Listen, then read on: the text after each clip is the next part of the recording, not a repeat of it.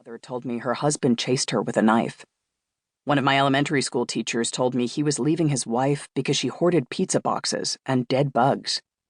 When I was 14, my mother's friend yanked me aside and said, "I just want to say your mother is a bitch. You know she's a bitch, right?" When I was 17, X, my abuser, blurted that he had denied a promotion to a friend at work because he was black. This wasn't intimacy. We hated each other. I thought that was just how other people were, confessing things all the time, that everyone experienced these constant revelations from both kin and strangers. Except people would always say, "I don't know why I'm telling you this," or "I've never told this to anyone before." Nobody told my older sister or younger brother these things, even though we looked similar. So it must be me. Something I was doing, right or wrong or neither. Something in my face bore the shape of a key, or a steel table on which to lay something heavy. "Where do I know you from?" strangers ask brightly. One surreal morning on a springtime park bench, 3 strangers in a row insisted they knew me as each sat down in turn. "Do you work at the library? Do you know Pat? Do you eat at Dots?"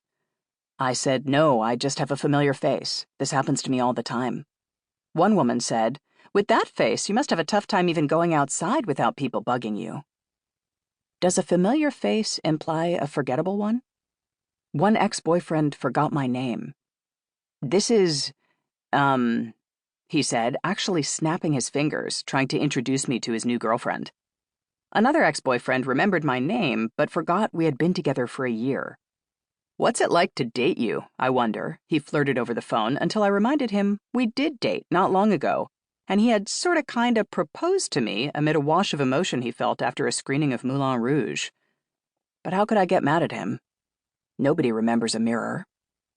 When I was 13, my family moved to Japan for 4 years. The first year, nobody seemed to understand anything I said. "No, no," they said, waving their hands in front of their faces. "No speak English." "But I'm speaking in Japanese," I said in Japanese. And they stared blankly at my casual body, my oddness.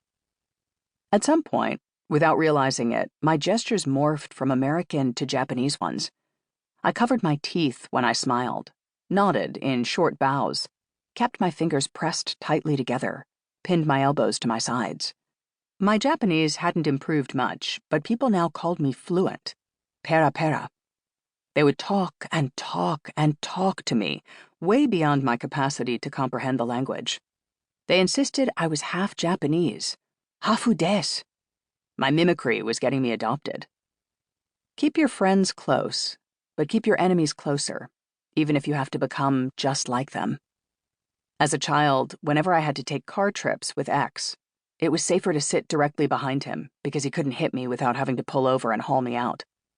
Sitting there, I felt like his lesser shadow. I couldn't read a book because it made me carsick, so I spent the time memorizing the back of the head I hated most. If the car came to a sudden stop, I pitched forward until I could smell the dead skin stench of his hair, terrified I might somehow merge right into his body. Imitation isn't flattery. It's protection. There's a class of animals called mimics who pretend to be other kinds of animals to avoid becoming the delicious prey they indeed are. The powdery gray owl butterfly bears a convincing owl-eye spot on each wing, guarding it from bird attack. The harmless milk snake imitates venomous copperheads and coral snakes with bright red-orange bands to warn off predators. Their lies are their hides. Tear a mimic free from her disguise and you'll find only inner flesh, viscera, a heart emptying its last blood into the dirt. She will die and be eaten. Unless she learns how to rip off your disguise first. In the fall of 2002, I was living in the Front Range foothills of the Colorado Rocky Mountains, in a small city that hosted a university and a swarm of tech startups. I met an attorney in a bookstore there because we were both reaching for the same Paul Auster novel. We withdrew, laughed, chatted briefly about the author and books, and then he started telling me about his life. He wasn't complaining, just reporting. "I'm a partner in the kind of law firm I've always dreamed of, but I'm beginning to hate it."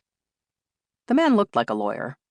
He was about 20 years older than me, my height, in a cornflower blue button-down shirt that matched his eyes so exactly He must have bought it for that.